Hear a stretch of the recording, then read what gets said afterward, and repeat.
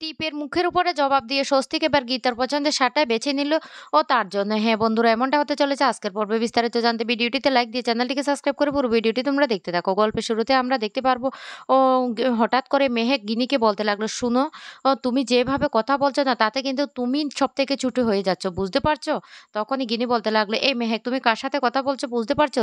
তুমি কিন্তু তোমার বৌদির সাথে কথা বলছো। তখন বলতে লাগলো, হ্যাঁ, তুমি কি করে ভুলে যেতে পারলে? গীতা তোমার জন্য কি কি করেছে, আর তুমি এখন টিপকে এসব ধরনের কথাবার্তা বলছো কি?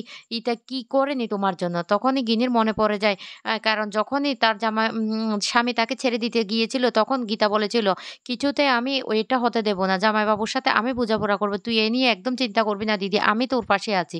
ওকে তো আমি এভাবে তোকে ছেড়ে যেতে দেব না। তোর জন্য আমি লড়াই করব।" এই কথাগুলি ভাবতে থাকে। তারপর মেহেক আরো বলতে লাগলো, "ও শুনো গিনি, তোমার জন্য গীতা অনেক লড়াই করেছে। কি করেনি তুমি নিজে ভেবে দেখো। আর তার বিনিময়ে তুমি আজকে গীতার বিরুদ্ধে এভাবে প্ররোচনা করছো, কি করে পারছো? আমার মনে হয় তুমি এরকম করতে, করতে না একদিন তুমি সবার চোখে খারাপ হয়ে যাবে।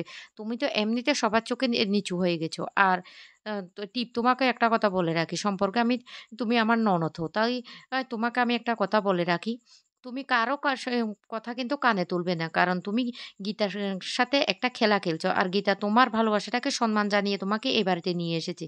তাই দয়া করে কারো কথা কান দিও না। তাহলে কিন্তু তোমারই ক্ষতি হয়ে যাবে। এমনিতে গীতা চাইলে প্রমাণ করে দিতে পারত যে ও সঞ্জনা ও স্বস্তিক আদালতে। কিন্তু তোমার ভালোবাসাটাকে পূর্ণ মর্যাদা দিতে গিয়ে সে তোমার কথা মেনে নিয়েছে। তাই যা করার ভেবেচিন্তে করবে। হুটহাট করে কারো কথা কান দিয়ে কোনো কিছু করার একদম চেষ্টা করবে না। এই বেলে মেহেক যখন সেখান থেকে চলে যায়, গিনি তখন বলতে লাগলো, "শোনো টিপ, আমি তোমাকে একটা কথা বলে রাখি। তুমি কারো কথায় কান দিও না। একদম কারো কথা কান দিও না। আমি তোমার পাশে সবসময় আছি।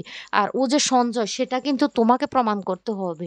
আর তুমি সবসময় লড়াইটা চালিয়ে যাবে। এই লড়াইয়ে আমি তোমার পাশে আছি।" টিপ তখন মনে, মনে বলতে লাগলো, কে যে পাশে আছে, কে যে কি সেটাই বুঝতে পারছি না। তবে সঞ্জয় আমার, আমি এটাই বুঝি সঞ্জয় আমাকে ভালোবাসে। এরপরে টিপ আর সঞ্জয় রেডি হয়ে নিচে চলে আসে। তখনই হঠাৎ করে অগ্নিজিৎ বাবু বলতে লাগলো, "তোমরা, তোমরা কোথাও কি যাচ্ছ?" তখন গিনি বলতে লাগলো, "হ্যাঁ বাবা, ওরা যাচ্ছে। ওরা শপিং এ যাচ্ছে, তারপর ওরা লং ড্রাইভ এ যাবে।" এই কথাটা বলতে তখন বলতে লাগলো, "তো গীতা কি সেটা জানে?" তখন টিপ বলতে লাগলো, "কেন? আপনি কি আমার গার্ডিয়ান?"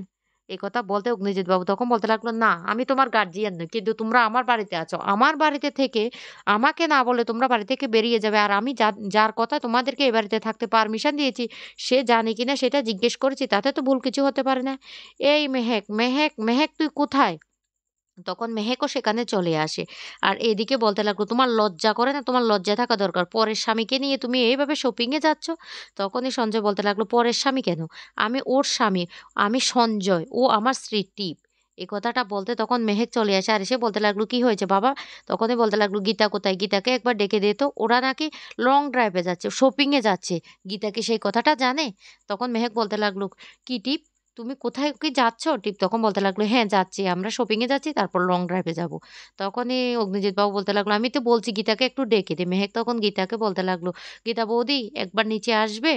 তখন গীতা চলে আসে। আর এসে বলতে লাগলো, "কি হয়েছে?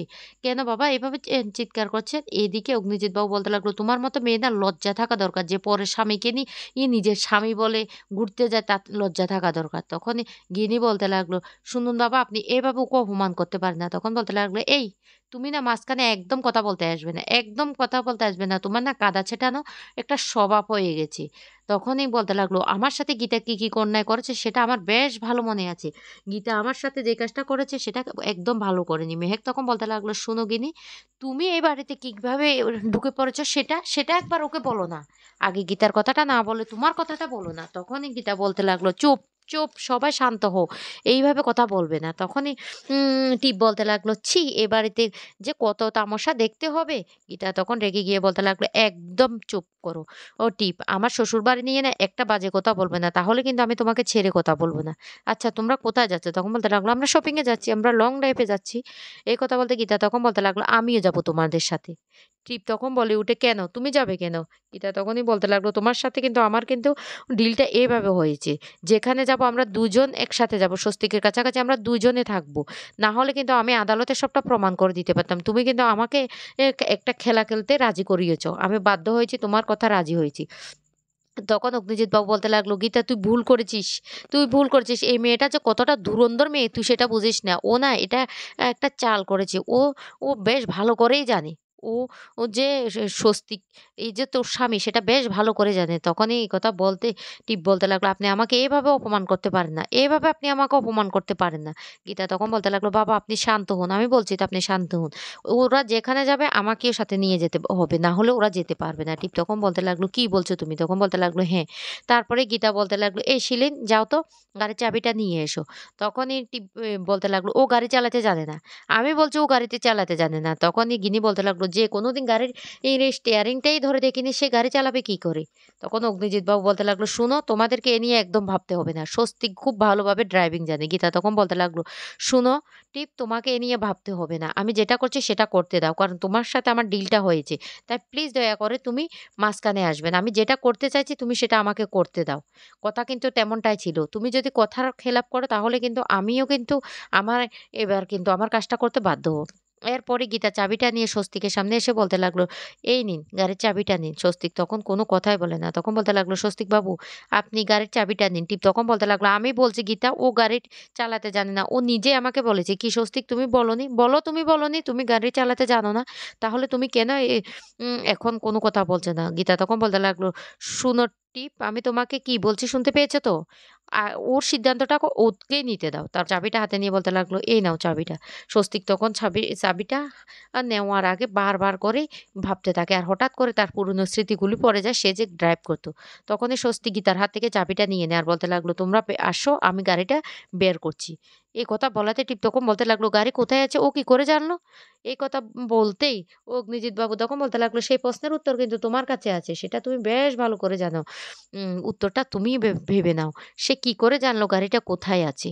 তখন টিপ বলতে লাগলো, "আমি এত শত কথা জানি না। আমি জানি শুধু ও আমাকে ভালোবাসে, ও আমার স্বামী, আমি ওকে ভালোবাসি। আমি এর থেকে বেশি কিছু জানি না।" এইদিকে স্বস্তিক গাড়ি বের করার জন্য বাইরে বেরিয়ে যায়। অন্যদিকে অগ্নিজিৎ বাবু তখন বলতে লাগলো, "তোমার লজ্জা থাকা দরকার। তোমার না লজ্জা বলতে কিছুই নেই। আসলে তুমি মেয়ে নামের কলঙ্ক। কারণ তোমার যদি লজ্জা থাকতো তুমি এইভাবে সঞ্জে বলতে পারতে না। ও যে স্বস্তিক সেটা বেশ ভালো করে তুমিও জানো, আমরাও জানি।" তখন এই কথা বলতে গীতা তখন বলতে লাগলো, "চলো আর এত কথার দরকার নেই আমরা বাইরে যাই।" এই বলে যখন ওরা দুজন বেরিয়ে আসে তখন স্বস্তিক বলতে লাগলো, "উনি কে? উনি কেন আমাদের সাথে যাবেন? আমরা স্বামী-স্ত্রী আমাদের মাঝখানে উনি কেন আসতে যাবেন?" তখনই টিপ বলতে লাগলো, "এবার নিজ কানে শুনতে পেয়েছো গীতা? নিজে অপমানিত হওয়ার জন্য কিন্তু এখানে চলে এসেছো।" গীতা তখন বলতে লাগলো, "কেন স্বস্তিকবাবু আমি আপনার স্ত্রী।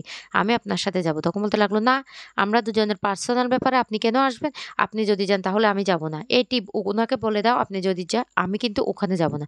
গীতা তখন বলতে লাগলো, "শুনুন আপনি যদি সত্যি সঞ্জয়বাবু হন তাহলে আপনার মা-বাবা কে সেটা বলুন তো? আপনি কোথায় বড় হয়েছেন?" এই কথা বলতে তখন তাড়াতাড়ি করে টিপ কথাগুলি বলতে লাগলো, "ঠিক আছে তুমি যেহেতু আমাদের সাথে যাবেই তাহলে চলো একসাথে।" এই বলে ৩ জন একসাথে রওনা দিয়ে দিই। গীতাকে ওরা পিছনে বসিয়ে দেয়। গীতা তখন বসে সেই উম যখন স্বস্তিকের সাথে ওরা ঘুরতে বেরোতো যে গানটা গাইতো সেই গানটা গাইতে থাকে।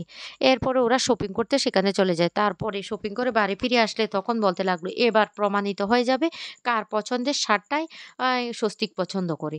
এই বলে সমস্ত কাপড়গুলি এক জায়গায় জড়ো করে রাখে। কিন্তু স্বস্তিক ভাগ্যক্রমে গীতার পছন্দের শার্টটাই হাতে নিয়ে বলতে লাগলো, "এটাই আমার পছন্দ।" অবাক হয়ে যায় গিনি।